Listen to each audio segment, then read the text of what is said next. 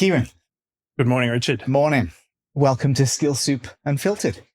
Great to be here. Glad you made it. I think before we kick off with the subject matter today, which is going to focus mostly on supply chain resilience, its variance to risk, and then how that impacts defense, governments, corporations. I think resilience is something when we've spoken in the past, my interpretation of it was nowhere near as in depth of what you understand it to be. And I really enjoyed our chat. So this is why obviously I wanted you to join me. But before we crack on, let's go into a bit about yourself. So the people that decide to listen to this know a little bit about you. Yeah, sure. So thanks for having me. I'm a supply chain lifer. I'm one of those weird people that came straight out of university into supply chain. I actually started my career off in the military, doing a lot of greenfield supply chain work into conflict zones and disaster areas. And that was without having the language to be able to describe it as such at that time. Right. Excuse me. That was my introduction into kind of resilient and risk managed supply chains because, we had to get it right. There was no option, when things needed to be delivered to conflict zones in the front line, it couldn't fail. And so we were doing a form of resilience there, but it would take a very, very long time. And so I learned a lot of the underlying kind of methodologies and thinking at that early part of my career. What countries were you in? So I was in Afghanistan, Iraq, Timor-Leste, Solomon Islands, and a short period in Pakistan in my military career. Enjoy it? Yeah, absolutely. I mean, it was a hugely steep learning curve. It wasn't. It was always pretty hard graft, getting stuff done. But it's really kind of set me on the path to where I am now. Have you got like a major takeaway from that experience that's changed the way you view the world or changed you as a person? Oh, yeah. I mean, I think there's a number of ways it changed me as a person. From a supply resilience perspective, I think it's, and I came across this saying later, but I think it's, if I was ever to get a tattoo, it would be this. And it's the ability of an organization to respond to any situation is largely dependent on the systems that have been put in place before the chaos arrives. And my military career really taught me that it's all about planning for every situation that you can kind of think of, having contingency plans in place. They say no plan survives first contact with the enemy, and that's why you have 10 plans instead of just one plan. And I think that's something that makes the Australian military in particular stand out from a lot of other militaries and partners that I worked with when I was over there, that would do a single track planning, whether it's for a battle or for a logistics concept or whatever. And then they would go down that single route and it would fail, and then they wouldn't have a plan up their sleeve. Whereas we went into it knowing that there was something that some exogenous impact would come out of the woodwork, and we had plans, maybe not for that exact thing, but something similar that allowed us to navigate around it. I'm picking up, you use the word plan a lot, and I'm guessing then, do you, in your view, see the difference between strategy and planning? I think a lot of people that I interview confuse the two. To me, a strategy is very different from a plan of execution. Yeah, I do. And I think this is, is there any hard and fast definition? You speak to McKinsey, maybe they'll say yes. I think the strategy is the what in my mind. It doesn't talk about the how. The how is the details, and the strategy guides the how, because you've always got to be pointing towards that, including if you have to pivot, you've got to still be able to look at the what and go towards that kind of North Star, right? Which is what the strategy provides. Even if you get to the end of your plan and you've still got resources left over, you can then go on and exploit kind of past where your planning horizon has stopped at, if you've got that strategy in place. But I think the critical mistake is to think that a plan is a strategy. Then when you run out of runway at the end of your plan, you're just stuck flat-footed with nowhere to go. So it's really that kind of guidance to me, and that's just my personal view. So to the Strait of Hormuz, everyone's watching the news. So I don't think if we go into too much detail on the scenario, we're going to add a lot of value. But basically, you've got a 21-mile gap of water that's accountable for 25 to 40%, no matter where you read, of flow through of energy, materials, petrochemicals, et cetera, which impacts aluminium, plastic, semiconductors, energy, LNG, everything else. We've got 11 days of a reignited missile exchange going on.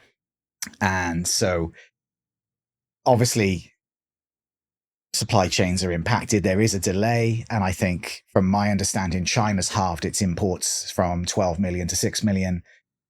And it's got a much more a government structure where the government oversees the capital rather than the US where capital oversees the government. So they can dictate exactly how they use their energy. They've got better infrastructure, transport, diversification, all that. So I think that's given the world a lot of respite in terms of oil prices as we run down inventories as well, which are starting to get in the red zone. Am I correct with that view from my understanding? Is there anything you want to add to that? Yeah, no, I think that's a good summary from my understanding. You know, it's always difficult to kind of understand exactly what's going on behind the curtain in China, but I certainly think that that's my understanding. And you know, they've had kind of 3 import partners curtailed a little bit recently, but they've got that the planning and the systems in place to be able to kind of weather that pain for a little while, and they know probably exactly how long they can weather it for. And I think we've got 10 refineries that are being critically damaged, maybe more. I think a Russian refinery has now been damaged by Ukraine in their US proxy war. And so things aren't looking that good. So I guess the first question then, to get into really the world of supply chain, what's been exposed with this geopolitical event?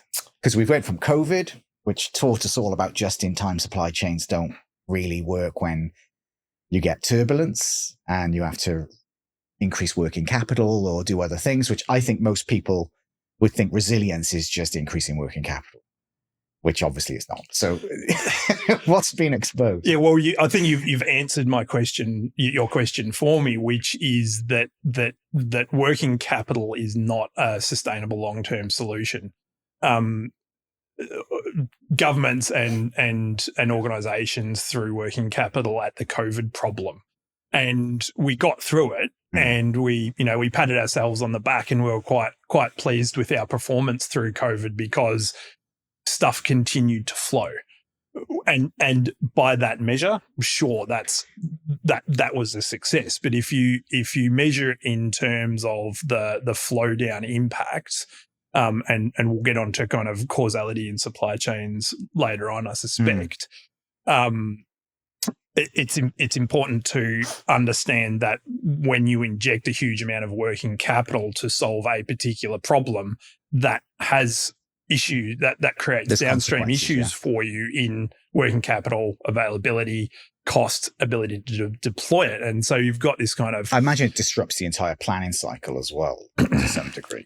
Yeah, I mean, it depends at which level you look at it. Like if you look at government level, you just kind of can print more bonds, and that's not a massive issue, except when you have to then pay those bonds back, and the bond market is interest rates is fluctuating, and interest rates go up, which is what we're seeing now. Which I think the long term impact, and I don't want to make this an economics discussion because I'm not an economist, but I think the long term impact of COVID is what we're seeing recently in interest rate rises, not necessarily anything to do with the current maelstrom of economic and trade issues that are coming out at the moment. I think that's to come down the track in inflation. So there's a big lag on inflation, and from a supply chain perspective, Australia, I think in particular, is experiencing cost push inflation. It's not like, there's a mining boom and everybody's spending money and kind of pulling that inflation through. It's being pushed upon us. And so that kind of refocuses what you can do about it in terms of optimizing the supply chain to kind of take a little bit of the sting out of the table. It's not going to solve the problem, but there is potential. In your view, just on the COVID, PPE and all that sort of debacle, a lot of people bring up COVID as their biggest career achievement. So, since I got back in the market in 2024, and I'll say to someone, what's your biggest achievement? I almost, especially any person that's coming out of the government sector, it's all about the management of the supply shock. How did we get through that? What were the real levers that were pulled to get us out of it? Do you have any insight into that? So we were doing a lot of sourcing for government agencies, private sector, healthcare in particular during that period, and we had agents in China, and it was just a bidding war. It was whoever was willing to pay the most for an entire container of the same SKU of gloves got that container, and it was just hemorrhaging. And the cash. Containers were very expensive at the time. The containers, were going up to 12,000. That's right. 40-foot equivalent. So, right. Yeah. It was just throwing money at the problem until it went away. Now, I'm not going to throw stones at anybody in government, right? Because the individuals in government that were executing during COVID were doing the best they can in the absence of having a system in place before the chaos arrives, right? And so it was a structural issue that was solved with what I would say is a kind of Band-Aid solution. What that means that we didn't learn, I think there's a certain amount of survivor bias that's carried through from that COVID period. We did the job. We didn't have any major supply disruptions. So everything is good. Therefore, we don't need to change how we do business. Yeah. Come the Strait of Hormuz closure, and we haven't learned anything. We're throwing working capital at the problem again to make it go away by, buying up stocks of fuel off other countries and stuff like that. And again, Australia as a nation hasn't been impacted too much by it. The fuel price was high for a period. It's come back down.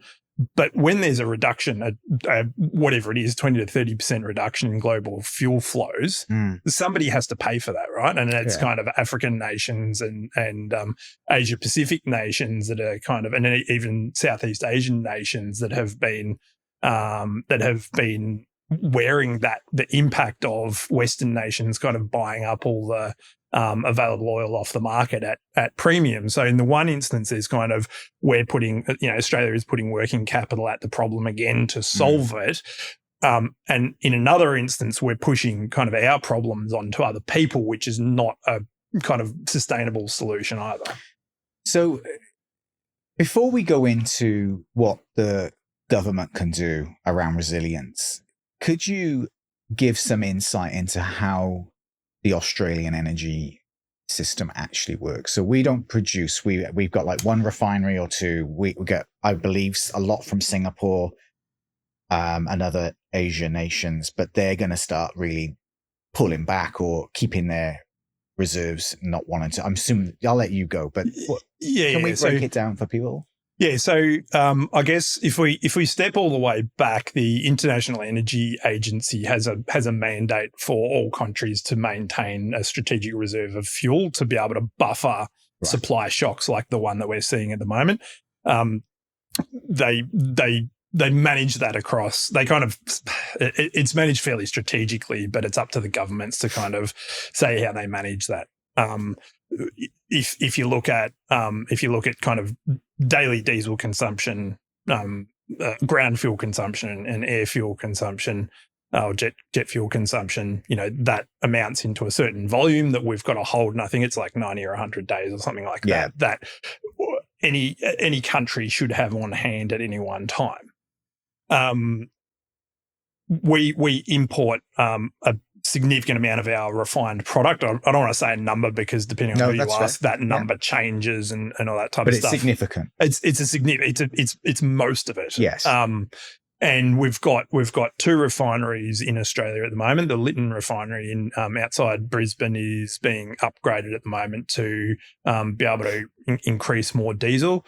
their diesel production was actually below Australian standards in terms of quality, and that was one of the levers that the Australian government pulled early on, was to relax the quality, the sulphur standards for diesel. Right. But the upgrade is gonna alleviate that How long quality will that take? issue. How long was the Oh, it's in process at the moment. It's been in the works for probably 3 or 4 years, I think. I'm not sure exactly where it's up to now, but it'll be, I'd say, 12 to 24 months, and like not an immediate lever. Does the US store our reserves? I've read it. That's a tricky, prickly question to ask. So, I like asking those. So, yeah. So there was, I guess for your audience, we weren't holding 90 to 100 days. No. We were holding closer to kind of 30 days, give or minus, depending on which product you were looking at. Right. Who's responsible for that? Who's accountable? The federal government ultimately is accountable for that. Any singular person? I'm joking. Yeah, so they're responsible for that, and then there was some deal struck that, I think it was more of an accounting activity to go, we've got reserves, and some of them are held in US, and some of them are going to be floating reserves on the ocean in transit and all that kind of stuff. I don't think that's the intent of the International Energy Agency's reserve fuel plan. Like the point of reserve fuel is that it absorbs supply chain shocks. So you need to have it within the bounds of your state, because if you're putting it back up in the supply chain, you can go, we've got 8 years of reserves sitting in oil fields at the moment, right? Like, it's just you can literally manipulate the language to exactly right. But when push comes to shove, like there was some white-eyed panic in the government when those fuel reserves started to get pressure put on them, and there was I forget who it was on the TV every day giving, updates on number of litres and number of service stations are out of stock and all that type of stuff. The other trick of government, and anybody would do this, I would imagine, is to talk in litres or barrels, which sounds very impressive because they're very large like a day's numbers. worth, wasn't it? It's like a day's worth. So, you can kind of wave your hands and say some big numbers, but if you were to say it straight out in plain terms of how much days of cover that buys us at the optics. Like their ABN numbers, the businesses that are getting produced, where it's just sole traders putting an ABN out there, but apparently we've got 40,000 new businesses getting created. Same shit. Can we go into all oil is not equal, is it? And this is not just oil. I know there's materials, but just, I think a lot of people feel the Strait of Hormuz, they link it to oil, energy, that type of thing. But oil is not that simple, is it? It's not just crude. And the other one. I invest in these things as well. But what's the difference between the different quality of oil and how does it impact how it's used? Yeah, so I'm not a geologist, so I won't. But effectively, different oil fields around the world have different geologies, and that produces oil that has different chemistries, and that it can be heavy crude, which has got a higher quantity of kind of thicker products. Like the thickest product to come out of oil is bitumen, literally the stuff that goes on the road.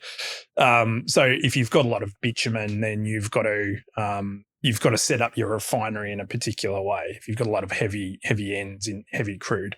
And then the other one is sweet and sour crude. So that's effectively refers to sulfur content. Right. And again, sulfur has some good properties for fuel, but it also like lubricity.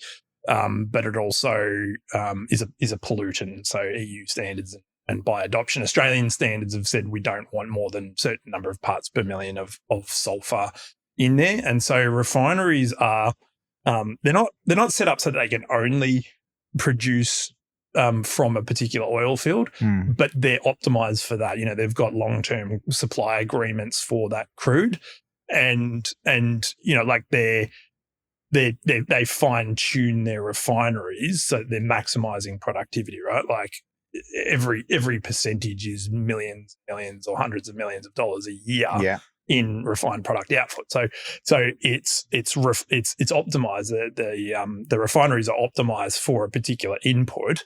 And then if that input changes, then either they've got to go back to reoptimization if it's a long-term thing, or they've got to suffer reduced output productivity. Thanks for that. So government and resilience, what are they doing wrong? What can they do to improve? Yeah, I don't know whether I would say what are they doing wrong. I think there's a couple of things that they're doing. So, during COVID, when there was disruptions like water treatment chemicals, I think, and actually it predated this, but they've realised that there's critical infrastructure that we have in Australia that the public needs to be able to operate as a society.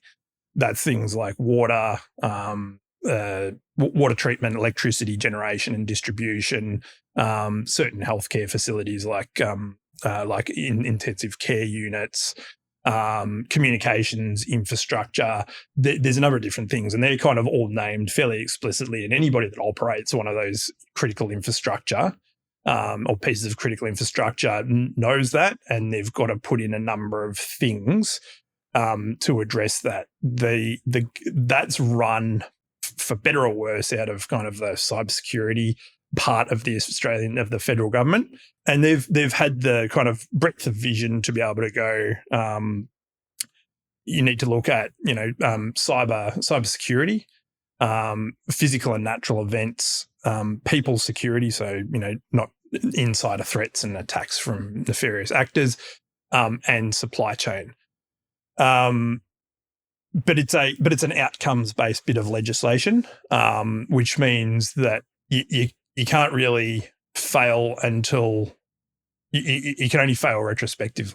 Right. So, if we see outages in communications networks, for example, the regulator can come in and say you did, and it's all regulated by different industry regulators, which is another thing. The regulator can come in and say you didn't meet your Security of Critical Infrastructure Act obligations, and here's a fine or something like that. But there's no way of retroactively kind of looking forward and going, you don't have the systems in place to manage it effectively, because it's non-prescriptive. It's just outcome-based. Like, you have to maintain the operation of this facility. Cybersecurity is something that's very well understood in Australia, and there's a lot of resources that have been going into that. I've read, though, that we're still one of the worst for it in the world. But, yeah, potentially. But, I mean, I guess relatively that's our strongest suit. Right. If that puts, compared to supply chain, if that puts... Fair, okay. That doesn't say a lot. No, and I'll get to that. So the other two around physical and environment security and people security, nothing has really changed in that space for quite a long time. So, you put up a fence so people can't get in. You vet people to make sure they're not spies or whatever. That's been around, so that's not very difficult. And then the fourth, what they call threat vector in the SOCIAC language, is supply chain risk. And most of the organisations, most of the critical infrastructure operators that I've spoken to, are not doing this well at all. They've brought in consultancies that can do all four of them, but they can't do the supply chain stuff well. And so it gets paid, they bring in some junior burger that doesn't really understand it. They give them a report, they give them a critical infrastructure risk management plan that they think is okay. And then you question people about it and they don't know what's in the critical infrastructure risk management plan. People that should be responsible for delivering it. Right. And so I think we've got exposure even within the areas where we have legislative cover. And then if you take a step back, that's kind of, there's a couple of different layers that I would say of kind of sovereign resilience. If you take a step back, like a refinery, for example, is a bit of critical infrastructure. Fuel storage depots are critical infrastructure because it's got to be able to hold it. There's no requirement to make sure that gets supplied, right? There's no single critical infrastructure operator to make sure that the flow of fuel continues inbound. So that's this huge blind spot.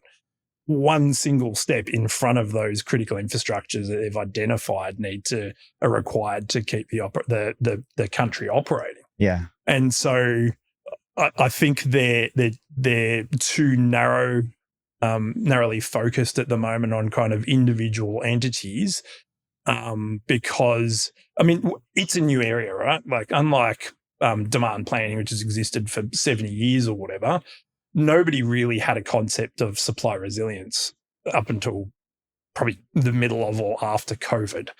And so, I think the governments and the agencies that support them and the public servants are on a process of maturity. They're learning about it. But I don't think they're learning quickly enough, and I don't think they're acting quickly enough. Which is part of resilience, isn't it? Because my resilience would surely come down to responsiveness, efficiency, and flexibility. And war has always attacked infrastructure. But as we go more to a cyber world, it's not just a material supply chain and its assets that's now under target, which Iran has very smartly done, going out of the box and attacking US assets in the Middle East, and really, I would say, going towards some deconstruction of OPEC, because the Middle East had a false sense of protectionism under US going on the petrodollar system, and now they have realized that no one's protecting you. Yeah. And the Middle East is supporting all the data center investment. A lot of the cash flow goes back to the US. China was doing a cycle of treasuries. The biggest export of the US was dollars. China would buy those treasuries and repump those dollars back into the US system, and the Ponzi scheme kept going. That snapped. So as the war escalates, supply chain is a major target of war. And as we go to AI and cyber systems, they're going to intertwine. And so elaborate what that means.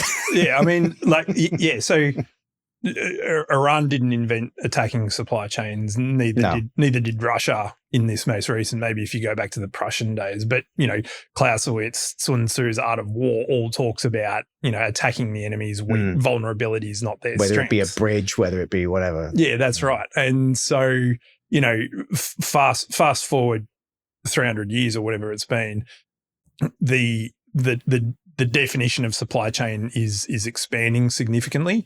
We saw from the outset in the Ukraine conflict that Ukraine was targeting Russian supply convoys and all that kind of stuff. Since then, it's gone further and further back,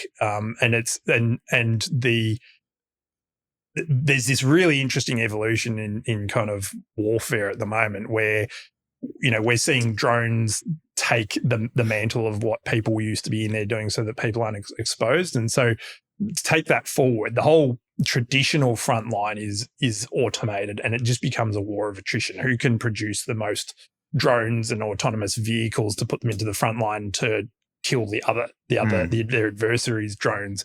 And so it almost becomes pointless at that point. And so you're not trying to attack the drones, you're trying to attack the people that are making the drones. And so that's shifting the hot front line from, targeting drones at other drones and counter drones on that traditional front line to, as you said before, refineries. And even not long ago, Ukraine attacked, I think it was like 30-something Russian civilian oil vessels in a 96-hour period. And so the new hot front line of the war is becoming supply chain. So inputs, not just supply chain inputs. Supply chain inputs. So the sovereign industrial base, so, the fuel supplies, healthcare, hospitals, like all the Second World War conventions have gone out the window. And the defense industrial base is going to be the next one. Why target the drone manufacturing facility when you can target the facility that produces the 50-cent widget that's up 3 tiers up in the supply chain that nobody's worried about or nobody has any visibility of, that can shut the whole supply chain down? And so that has really, in the last kind of year or so has really changed the nature of kind of I guess hot conflict. And we also saw at the start of the conflict in the Strait of Hormuz, the AWS data center in the Middle East, Bahrain, one of them was attacked, and that was the first instance of AI infrastructure being attacked and targeted as part of a hot war. Which is scary when you think about the amount of capital flowing into data centers, and they will be a prime target. And the more civilization migrates its intelligence to AI and surveillance or banking or currency, you can wipe out population's ability to function more than ever by just attacking the data center. Yeah, that's correct. And I think there was a few organizations that learned that you can have single points of failure in your cyber supply chain as well as your physical supply chain. It's relatively easier to address in the cyberspace, right? There was a handful of organizations in the Middle East that had all of their infrastructure just in that one data center, right? With a flick of a couple of settings in AWS, you can put it into another data center, right, so you've got failovers which are easy to address. But a lot of organizations didn't think about that. They didn't think that that targeting an AWS data center would in a war would happen, and that they would be forced to scramble to get. AWS does have inherent redundancy, but it takes a couple of days for it to spin up, which is billions of dollars in modern supply chain. Which almost makes a US-China war, as much as there's a lot of media about it and hype a lot of the time, and it's impossible because China supplies all of US inputs for its military. So without the rare earths and all the major inputs, there is almost an impossible war. Yeah, I wouldn't say it's impossible. I would say it would be very, very messy. It'd be very hard, wouldn't it? It'd be very hard, but ultimately it comes down to the will of the parties involved, which anything is possible. Well, it is. If the world's taught us anything in the last 10 years, anything is possible. So how do we break down then in more detail from a government perspective or a country perspective? Obviously, I would say that resilience would include having more energy security, having more food security, having basically reducing reliance on imports to some degree. But what would you to get people's heads concept around resilience? And you mentioned earlier that when I was in the military, we had 10 plans. We knew that, it's like being in a debate. I've got 10 avenues I'm going to go down, depending on what you're going to do. So in that, taking that theme on, what could Australia do to improve its resilience? Is there like 5-6 things on the top of your mind? You go, hey, this is so common sense. We should be doing this. Yeah, absolutely. I mean, it's not some of the things that they need to do can be costly and take a long time. But I think what they need to focus on early is how to get there. In terms of supply resilience, they've identified some products that are or some inputs to the Australian economy that are critical for the functioning of a society: fuel, energy, electricity networks, health networks, all that type of stuff. But if you think about Australian society as a procurement organisation, if you will, right? The government is kind of going at the moment. It's fully decentralized. You do your bit and you do your bit, and if everybody does their bits well, then the combined whole will work together. But there's a gap between those decentralized functions that is the supply chain that kind of needs a centralized overview to look at resilience more holistically. So protecting ensuring that a fuel storage location is online is all a fuel storage critical infrastructure operator can manage. You need a centralized approach to actually making sure that fuel gets in there. It doesn't matter if it's protected and it's empty. And so they've already done step one, which is, kind of infancy, which is what are our critical inputs into our economy, identifying those. It's not just facilities, it's the things that go into those facilities as well. And I think they've got to adapt their view. Then they've got to map out where those supply chains lead to upstream and identify vulnerabilities, whether that's geopolitical concentration, single points of failure, as we've seen with the Strait of Hormuz conflict. Multiply that out by all the critical inputs into Australian society. There can be many. And so once you have visibility of that kind of sub-tier supply network visibility, and you can understand where all of the vulnerabilities are, you can work out how you need to address those vulnerabilities. A inventory buffer, a working capital buffer, is one lever that you can pull, but it's not a sustainable lever. It's a plaster.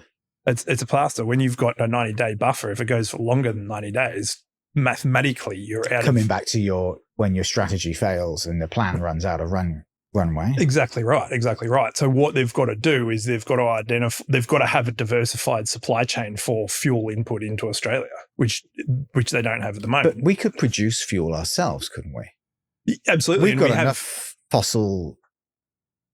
We got enough fossils. we got enough minerals and enough. I'm sure if we went and drilled for oil in Australia, we would find it. Yeah, I mean, potentially. I don't know exactly how much reserves we've got and whether that would run Australia, but the refining infrastructure in Australia is a critical bottleneck at the moment from a supply chain perspective. We can't refine enough. Well, we shut down 10 of them, didn't we? We shut down 10 of them, and that was across, worth mentioning, successive governments. And the reasons for that was that they were becoming uncommercial. Right. The operators didn't want to keep putting money into it because the costs of producing oil in Australia. But this comes down to resilience, doesn't it? The cost of, because surely anything that's got ESG linked to it or resilience is going to, in a BAU context, be more costly but the cost is when it fails, because surely resilience is about barrier to entry from a corporate, which we'll go on to. It's how you win customers through resilient supply chains. But from a government perspective, the cost of us running out of fuel holding 30 days of fuel, I think 90 is ridiculously short as well. I think if I was running a country, I'd want at least a year's fuel in my buffer zone, not 90 days. That seems to me, again, a ridiculous metric. But the cost of running out of the major oil, which is linked to thousands of the way we live in a modern society, it would seem to me to be a cost worth bearing. No, I think you're absolutely right to a point. Yes, we could produce our own fuel, and yes, we could increase our buffer stocks, and that would, again, that'd give us a year, for example, in your scenario. But that's one lever, and it might not necessarily be the most cost-effective lever. Uranium? It's not going to run an aircraft or a no, true. Or a coal truck. It would solve maybe certain energy problems. Yeah, but it's about diversifying. It's about resilience is about having multiple risk mitigations ready to go and understanding when to deploy them. So having a buffer stock solves a problem. Having a bigger buffer stock solves the same problem bigger and costs more. Yeah. Fair. Whereas diversifying your supply chain and fuel, I guess, is a good example in this one. Have suppliers from other countries of refined products that aren't dependent on inputs from the Middle East. Have long-term contracts set up with them. That's a more efficient way of doing business in 2026 than going back to exploration, drilling, refining, which is going to take 20 years. Yeah, it takes a long time. Absolutely. So buffer stocks are, and this is kind of a universal rule, buffer stocks are an important short-term lever of resilience, but they're not in and of itself resilient. The other thing which you touched on before is kind of onshoring. which, there was after COVID, there was a lot of terms like onshoring and friendshoring and nearshoring and all that kind of stuff thrown around.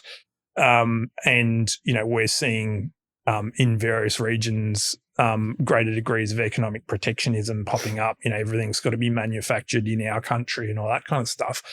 To onshore an entire supply chain in a globalized world in 2026 is effectively impossible. It's practically impossible. From a commercial perspective, it can't be done. Like, I think I did a back of the envelope calculation on what it would cost to onshore an iPhone supply chain. And it was something like $40 trillion to get everything in there. And it would take about 10 years to spin up just so that people can get an iPhone as one component of a nation's entire consumption. So they have their place. Onshoring is a different version of a buffer stock, effectively, right? So you kind of, you're pushing the buffer slightly upstream, but it's still just a buffer. It's still reliant on the flows that are coming into that from external, and they're still exposed to those exogenous shocks. So the principle is understand where your supply chain is, understand what those vulnerabilities are, and have processes and systems in place to make your supply chains inherently less vulnerable, so that if there's a shock here, then your whole supply chain isn't cut off at the knees. The thing I would suggest, what's your take on the way, though, that even if you did such measures or had trade relationships where you could diversify, then you get someone like Mr. Tango, Mr. Trump, coming in and saying, you ain't using Russian oil, or you ain't using this. They could come in at any point and say, you're not doing X. Yep. It seems like the world doesn't have an independent decision-making process for its own sovereign nation. It seems like you can do whatever you want, but if it ruffles the feathers of a certain hegemony or empire, because the US is the new Rome, or at least it's alluding to that, you're still getting chopped off at the knee. Yeah, you're exactly right. And we don't need to go relitigate what happened to Rome in the end. But I mean, you're right. There used to be like the on the back of the Second World War, there was a whole bunch of international institutions that were set up to deal with this, like the International Trade Organization and all these different ones, which are kind of when the hegemony doesn't care about it, then they kind of go to the wayside. But from a resilience perspective, I kind of look at resilience in three parts. So there's kind of having the foundational understanding, which is supply network visibility, understanding where your vulnerabilities are, understanding where your key risks are. Then there's strategic resilience, which is kind of diversifying your network so that you've got multiple options. That if one person says something can no longer be used, then you've got another fallback option, because you would have anticipated that if you're buying oil, or you have oil in your supply chains from Western traditional adversaries, that's a risk that you're carrying. So make sure it's offset somewhere. But you can never fully de-risk your supply chain so that you have zero probability of failure. And so the third part of that is disruption readiness, which is saying, we know that it's going to come at some point. Let's be prepared for it. Let's be able to detect those threat signals as early as possible, understand clearly what they mean, and then be able to act on them and intervene, and being able to understand the consequence of those interventions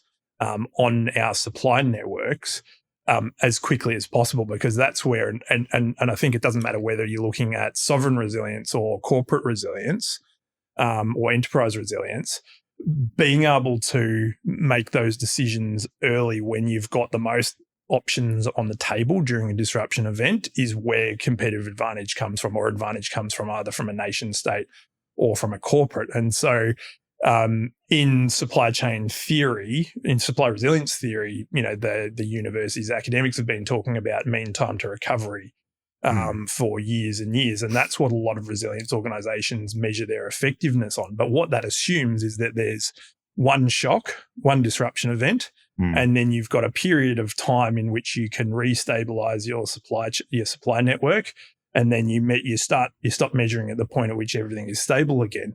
But in this world now, we've got overlapping disruption events, and so when do you start and stop the clock on your mean time to recovery?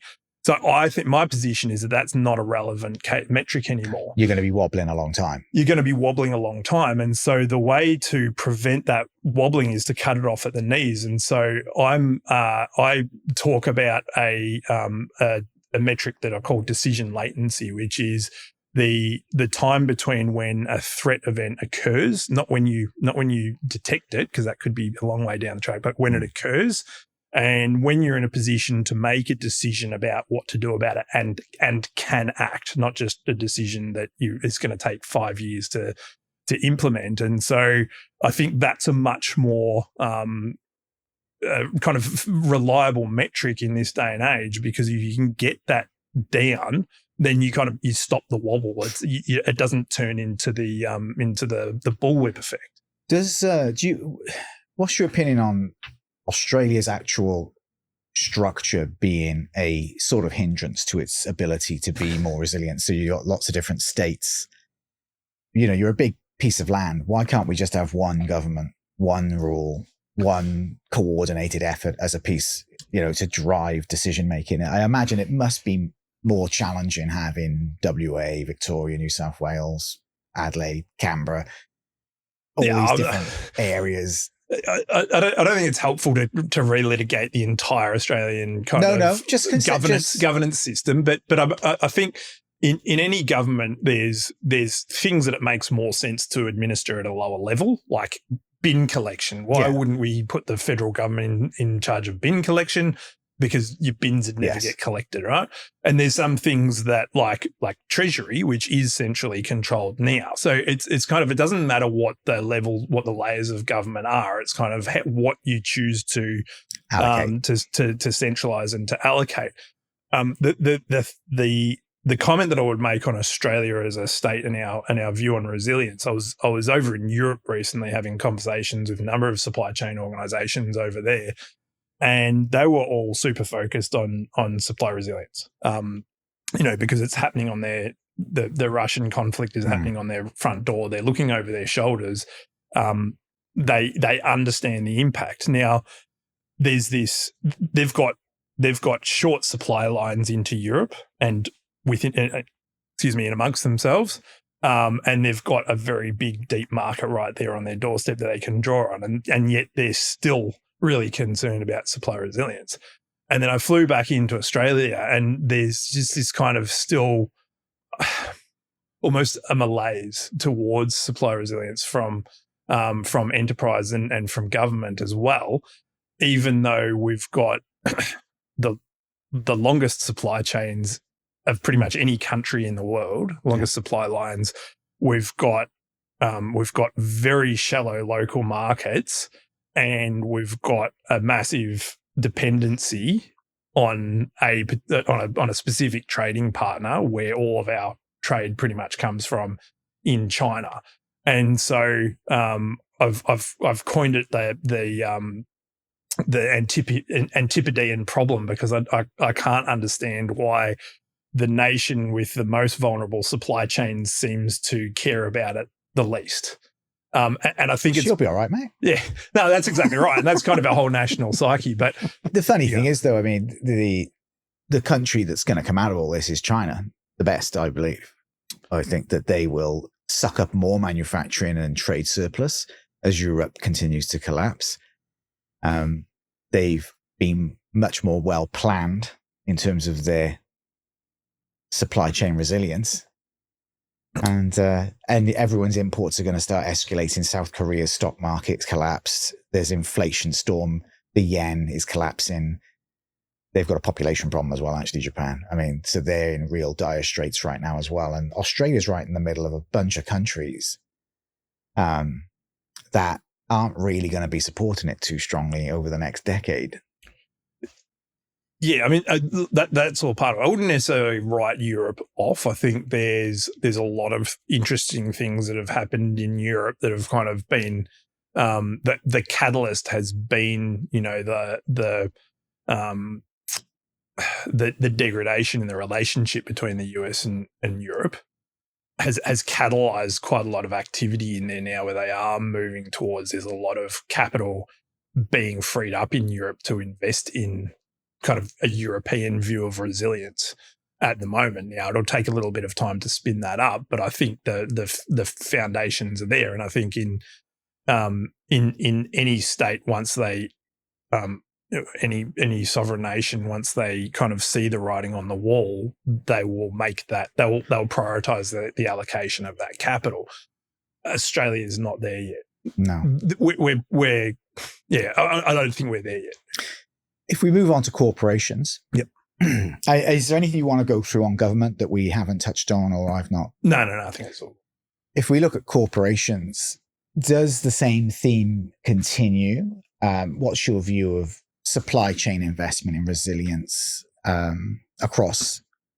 Because transparency seems to be a key thing that's needed to have resilience implemented and an understanding of even risk. And if we say, for an example, risk is the compass, and as we alluded to, and resilience is you putting up the sail and changing direction when you're on the ocean to avoid an iceberg, etc. Obviously, most corporations don't really like allocating capital to things that either they don't understand or aren't. They would rather reactively allocate capital than plan and allocate capital. Yeah.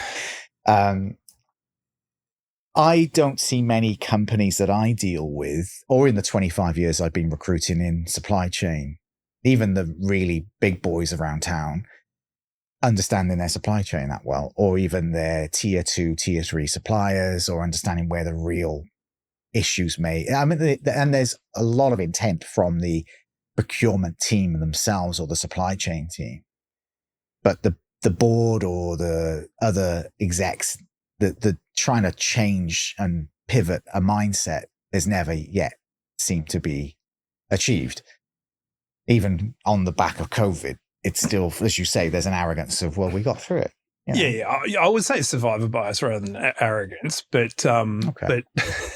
but I think corporate Australia is going through a maturation at the moment. They understand the need, but there's some blockers there, which I'll touch on in just a second. Okay. I wanted to go back to the definition of resilience.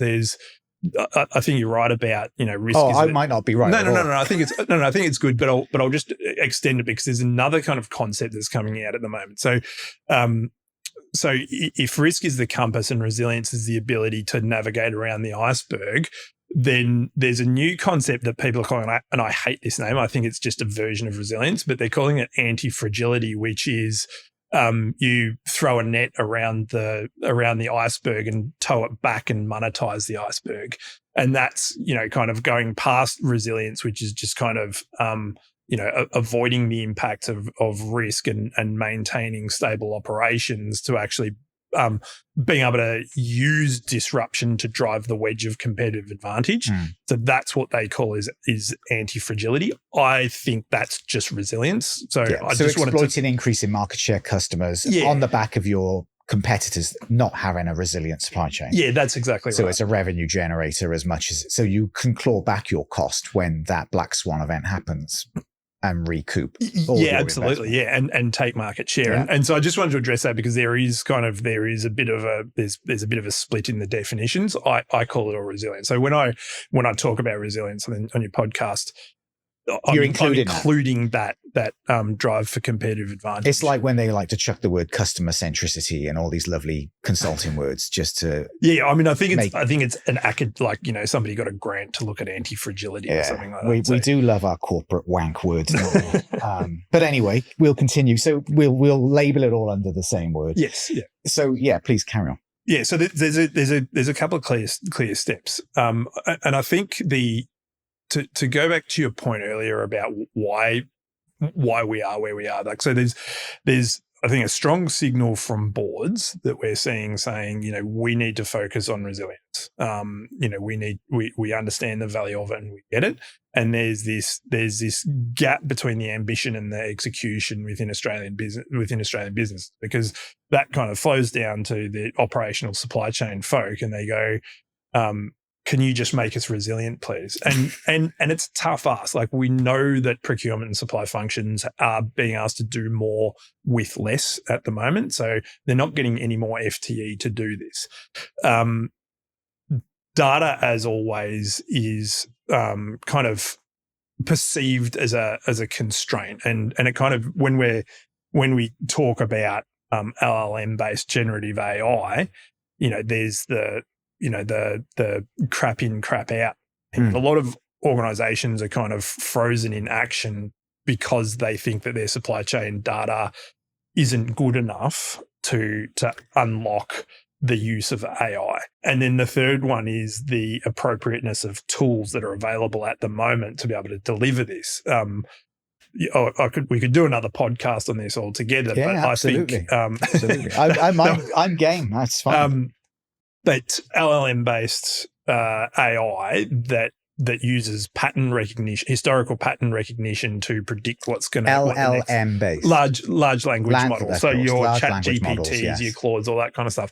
Fantastic at doing a whole bunch of stuff as long as it has a pattern. And if you think about supply resilience, supply disruption, by definition, there's no pattern, right? Yeah. So you cannot. It is an inappropriate technology to apply to the supply resilience. Kieran, on that nature, is resilience limited to the ambition of the person in charge of it? Is it limited to a person's ability to make those 10 plans? Because you've got to have a certain level of insight. Even if you've got some transparency, you need a certain mind, surely, to go, well, I think these are the 8 potential icebergs that I could be hitting out there. What's your view of that? Yeah, so I think I think the tooling becomes a really important part of that. Okay. Of that question. So, if we look at a disruption event now, the Strait of Hormuz, the big organisations convene a crisis management team. They pull everybody out of BAU. They say, focus on this thing. It takes them a couple of weeks to spool up, and they, start making phone calls and pulling fuel in from different areas and all that kind of stuff. And meanwhile, their BAU activity is being put to the side. Those people that are in that crisis management team are in there because they've got the context of their operation, that they inherently understand what those 10 plans are. Now, they might not be able to articulate it quickly, or clearly, or be able to kind of populate it really, really well. But they've got that context that they can inherently, if you were to give them 10 plans, they would be able to go, yes, that's good, that's not going to work. Here it is. And so this is where the tooling comes into it, in terms of kind of software applications. The table stakes is having sub-tier visibility at the moment. There's so many products that are focused on sub-tier visibility. It's a commercially tractable problem in 2026. You can get a product, you can integrate it into your environment, and then you've got visibility of who's supplying who out to the nth tier. There's so many organizations that haven't paid their table stakes in 2026 and don't have that visibility. The next one is that strategic bit, which is understanding, having a look at what you can do about those vulnerabilities to reduce the probability of disruption. And with the technology that we've got at the moment, and there's probably still some technology that's still coming, you can run scenarios very, very quickly within these tools. And so instead of saying, Richard, come up with 10 plans for us that we can do in a disruption situation, you can give context to that tooling, and it will go through war game scenarios. It'll go war game scenarios, and it won't do 10 of them. It'll do 10,000 of them. Okay. And then it'll optimize them, and it'll say, these are the 10 best ones. what's important for that is transparency of the model, and that's another reason why LLMs are a bit on the nose in this space, because they're black boxes. You don't understand reasoning. There's no transparency on how those decisions were made, and so there's emerging technology called causal AI that opens that right up. It's explainable, right. It's transparent, it's auditable, and so when you're making decisions of consequence, organizations can leverage technology like that to be able to say not just this is the right answer, but this is why it's the right answer, so that it's defensible, which is critical in today's world when you're making those decisions of consequence. We're going to pay money to go left, not right, in this instance. And so to answer your question a bit more directly, I think putting the right tooling in the hands of the operators that have the context, so that they can reduce that decision latency from, you don't have to wait to convene the crisis management team. You can get a single operator that gets something flagged within their remit, within their space. They can, work with the tooling to come up with solutions, understand what solution is optimized, and then execute that within hours, instead of having to wait for the crisis management team to be stood up and mobilized and come up with different decisions and all that kind of stuff. The one operating model change that I think is going to be required to enable that within businesses is an adjustment of delegations of authority. At the moment, decision making is the more consequential the decision, the higher it has to go into the organization.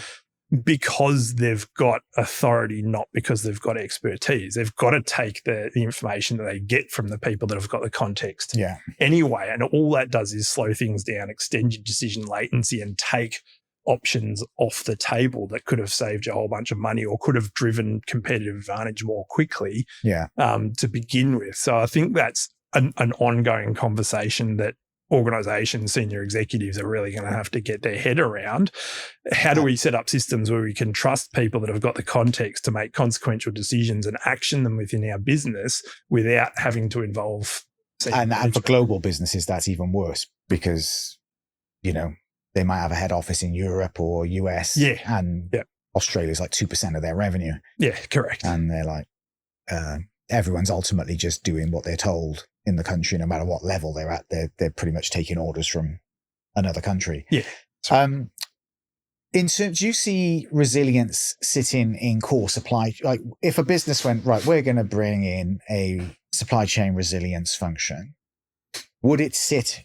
Do you see it sitting in supply chain as a division within it, like planning or logistics, or do you see it sitting in a central risk team, or where would you see it being if a business was going, right, we're doing this? As an advocate of supply resilience, this is potentially going to be a controversial answer, but I don't think there's any need for a supply resilience function. Right, interesting. And I think that's consistent with the operating environment that we're seeing at the moment, right? Like you ask, a lot of organizations, I don't say all, a lot of the organizations that I speak to are scrapping for a single FTE increase in their overall headcount. It's got to go up to the board and get justified. It takes them 6 months. It gets knocked back. Maybe in a couple of years there'll be a kind of greater impetus for a supply chain risk function when, if things to continue to progress as they are, God heaven forbid. But I think at the moment there's no requirement for a specific function, and I think that's consistent with the nature of what resilience should look like in an organization, which is there's not a single point. Like, because if you have a single point resilience function, then your whole resilience has a single point vulnerability, right? Yeah, right. So ironically, you've got to make it a cultural thing. You've got to make it cultural, and you've got to make it decentralized. And so I always say you've got to put the power in the hands of the operators. So what does that look like right throughout your supply chain and procurement function? So when you're doing category strategy and category planning, resilience is in there. you're making decisions about how to structure your category to be resilient. When you're Oh, sorry. I've got a bad habit sometimes of interrupting because my memory's crap. So when I think about something, I think no, that's fine. That's fine. But I was going to ask, would it ever get done? I mean, with your systems and tech, it could, because you would incorporate that into your category plan or into, I wonder if it would ever really be done well, even though it's a single point of failure, having a division accountable for it. And I understand how that wouldn't potentially flow through the organization very well. By definition.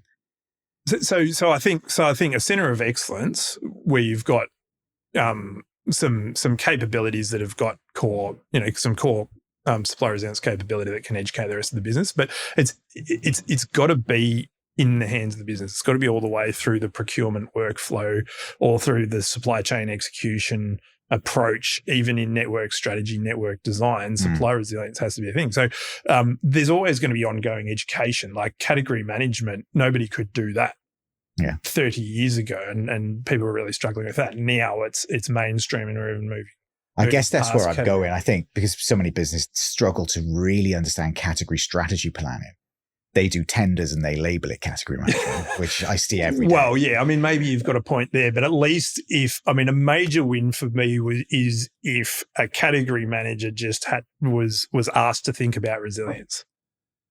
And that's a step forward. And if you take 1,000 small steps forward, all of a sudden you're at the destination. So it's not going to be an overnight fix, but I think with the tooling that is coming in the next couple of years, I think there's a huge opportunity to kind of democratize that capability and put it in the hands so that it becomes kind of user-centric and really light touch, so they don't have to have 25 years of supply resilience experience under their belt as a category manager to be able to make the right decisions. It becomes, part of their BAU workflow, part of their considerations, just like looking at, your IBIS World reports about the market.